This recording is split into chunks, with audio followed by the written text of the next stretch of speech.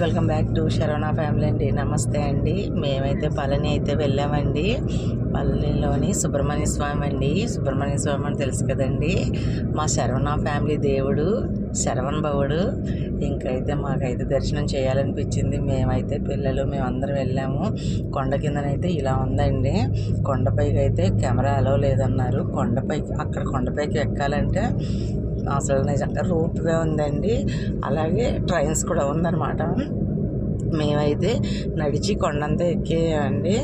ఆ పైకి వెళ్తున్నప్పుడు కూడాను సుబ్రహ్మణ్య స్వామి వారి మండపాల నుండి 100 మండపాల నుండి నడుస్తూ ఎక్కాలండి. చూడండి స్వామివారిది నిజంగాను ప్రతిదీ ఆర్ట్ పరంగా వేశారండి. సీలింగ్లన్నీ చాలా బాగుందండి. స్వామివారి ఆశీస్సులు మాకే కాకుండాను మీకు కూడాను ఉండాలని, మీపై కూడాను కల్పించాలనుకొని మీ ముందుకైతే నేను తీసుకొచ్చానండి.